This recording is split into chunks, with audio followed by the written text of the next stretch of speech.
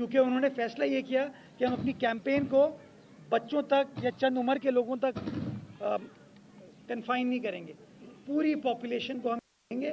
और वो मुल्क चल रहा है, बल्कि नमीबिया के तो जो एथलीट्स हैं बड़े मशहूर हैं। तो ये शो करता है कि ये जो वैक्सीन है, ये बूस्टर है, ये ड्रॉप जो हैं, ये सेहत के लिए, इंसानी सेहत के लिए मुज़िर नहीं है। आखिर में मैं ये कहना चाहूँगा कि देखें, जो एक्सपर्ट होता है ना, हमें उसकी बात सुननी चाहिए। डॉक्टर अगर आपको कह रहा है, WHO वाले आपको कह रहे हैं, जिनका काम है ये, मैं आप सियासी लोग हैं, आप सहाफ़ी हैं, ये ब्यूरोक्रेट हैं, लेकिन हम जब भी काम करते हैं एक्सपर्ट की गाइडेंस के मुताबिक करते हैं।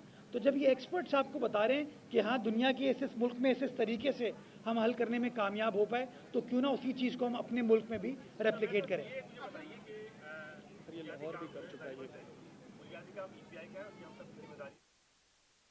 And must never think that by doing so, they are shying away from their primary responsibility of adjudication.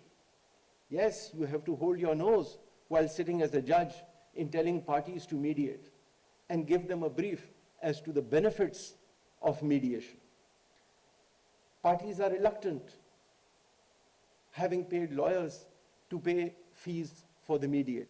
Parties are reluctant, having paid lawyers to pay fees for the mediators.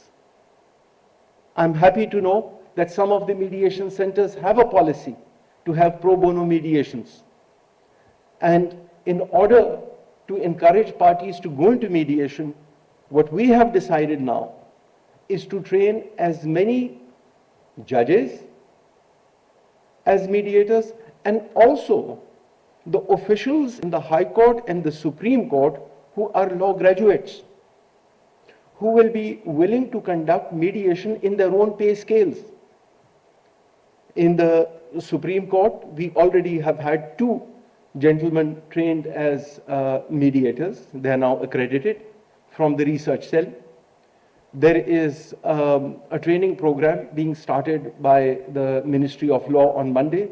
2 more are going to be trained.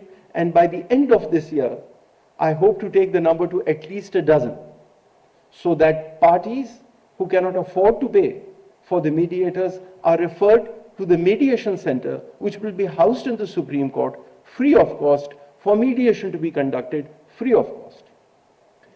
I remember when Ms. Sara Tarod was appointed as a mediator, and she successfully mediated a case which went on for years on end.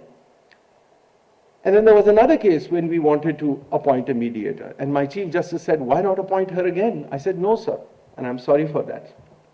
I said, no, sir, if you're going to appoint her, you will have to pay her. You cannot be expecting mediators to work pro bono. Yes, they can do it once, they can do it twice, but not in every other case. Because mediation, I tell you, is also a very lucrative part of the profession. When you will see that when cases are referred, commercial cases will be referred. And in the commercial cases, there is a very high stakes for the mediator. Abroad, especially in Singapore, there is a certain percentage of the settlement amount that is set aside for the mediator's payment. This will happen in Pakistan, and I'm very confident that it will. But we are at the nascent stage. Do remember, our journey has started in 2022. In Turkey, it started in the year 2013, and by 2022, they had 3 million cases decided through a process of mediation. 3 million is a lot. When asked this time, last week, that what is the number, they said it is 9 million. 9 million is a staggering figure to decide through a process of mediation. In Pakistan, the total number of cases, including in the Supreme Court and the High Court, is 1.82 million. That is a very large number for the number of judges that we have to humanly cater for. So therefore, the alternative dispute resolution mechanisms have to be adopted to address this issue. Before leaving the rostrum, there is one other aspect that needs to be discussed, which is the talk of mandatory mediation. We have to be very careful about it.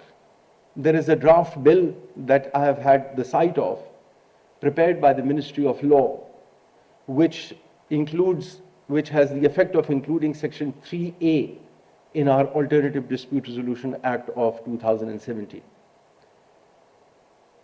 And that schedule will list the laws or the types of cases that have to be mandatorily referred to mediation. We have to bear in mind that there are certain laws, like for example, the rent restriction ordinances, for example, family laws, for example, suits on negotiable instruments, and so on and so forth, which require the courts to resolve them expeditiously. By making referrals of these disputes to mediation can have a counterproductive effect. It may take longer than it would have taken for the courts to decide. So we have to be very careful that mediation, instead of becoming a time-saving device, does not become a time-consuming device. But yes, the experiment of mandatory mediation can start off with fewer laws, because we do have a large number of accredited mediators as lawyers and in different other professions, but the number is not so large to deal with mandatory mediation.